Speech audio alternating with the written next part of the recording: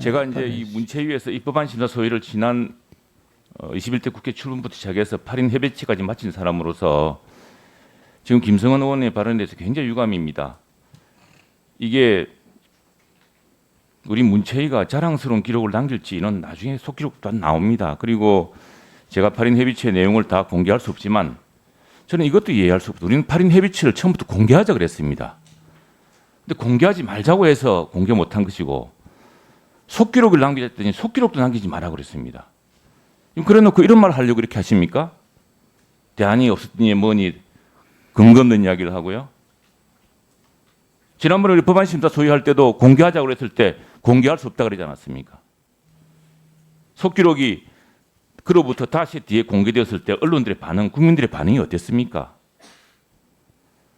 지금 저희들이 어떤 주장이 다르고 입장이 다르고 그 신념이 다를 수는 있습니다. 그러나 진실은 다 드러나게 되어 있고요.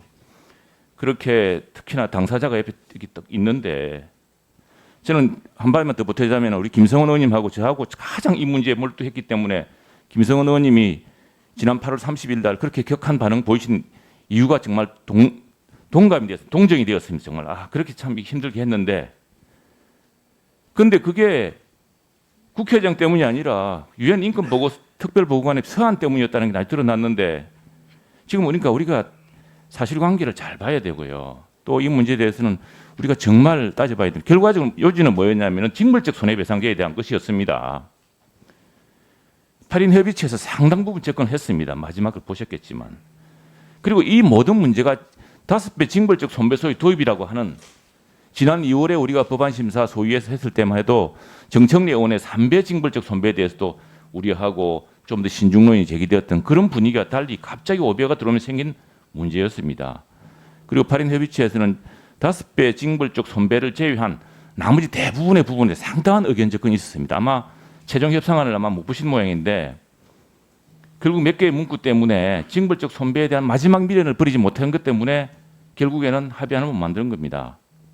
그리고 이 징벌적 손배에 대해서 오늘 정청래 의원님께서 굉장히 좋은 자료를 만들어 오셨습니다. 한번 징벌적 손배에 대한 이 징벌적 손배가 어떻게 발전했는지 주로 영미법계에서는 법이 아니라 판례로 이루어졌고 영국에서도 굉장히 엄격한 계제를 재고 있고 특히 영국에서는 그것이 국가 권력에 대한 국가 권력이 국민에 대해서 남용을 하고 할 때 쓰여지는 수단으로서 아주 제한적으로 사용되고 있다는 점. 또 정청래 의원 이 보고서에 있는 내용입니다.